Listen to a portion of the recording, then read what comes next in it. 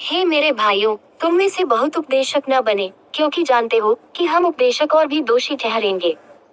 इसलिए कि हम सब बहुत बार चूक जाते हैं। जो कोई वचन में नहीं चूकता, वही तो सिद्ध मनुष्य है, और सारी देह पर भी लगाम लगा सकता है। जब हम अपने वश में करने के लिए घोड़ों के मुंह में लगाम लगाते हैं, तो हम उनकी सारी देह को भी देखो, जहाज भी यद्यपि ऐसे बड़े होते हैं और प्रचंड वायु से चलाए जाते हैं, तो भी एक छोटी सी पतवार के द्वारा मांझी की इच्छा के अनुसार घुमाए जाते हैं। वैसे ही जीभ भी एक छोटा सा अंग है और बड़ी बड़ी डींगे मारती है। देखो, थोड़ी सी आग से कितने बड़े वन में आग लग जाती है। जीभ भी एक आग है। जीभ हमारे अंगों में अधर्म का एक लोक है और सारी देह पर कलंक लगाती है, और भवचक्र में आग लगा देती है और नरक कुंड की आग से जलती रहती है।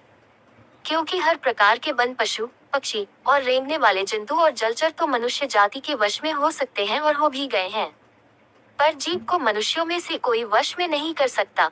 वह एक ऐसी बला है जो कभी रुकती ही नहीं। वह प्राण नाशक विष से भरी हुई है। इसी से हम प्रभु और पिता की स्तुति करते हैं, और इसी से मनुष्यों को जो परमेश्वर के स्वरूप में उत्पन्न हुए हैं श्राप देते हैं। एक ही मुंह से धन्यवाद और श्राप दोनों निकलते हैं। हे मेरे भाइयों, ऐसा नहीं होना चाहिए। क्या सोते के एक ही मुंह से मीठा और खारा जल दोनों निकलते हैं? हे मेरे भाइयों, क्या अंजीर के पेड़ में जैतून या दाख की लता में अंजीर लग सकते हैं? वैसे ही खारे सोते से मीठा पानी नहीं निकल सकता।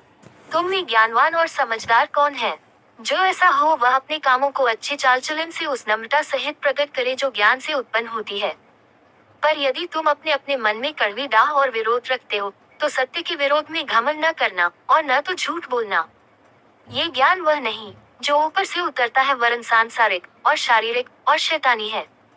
इसलिए कि जहाँ डाह और विरोध होता है, वहाँ बखेड़ा और हर प्रकार का दुष्कर्म भी होता है। पर जो ज्ञान ऊपर से आता है वह पहले तो पवित्र होता है, फिर मिलनसार, कोमल और मृदु भाव और दया और अच्छे फलों से लदा हुआ और पक्षपात और कपट रहित होता है। और मिलाप कराने वालों के लिए धार्मिकता का फल मेल मिलाप के साथ बोया जाता है। हे मेरे भाइयों, तुम में से बहुत उपदेशक न बने, क्योंकि जानते हो कि हम उपदेशक और भी दोषी ठहरेंगे।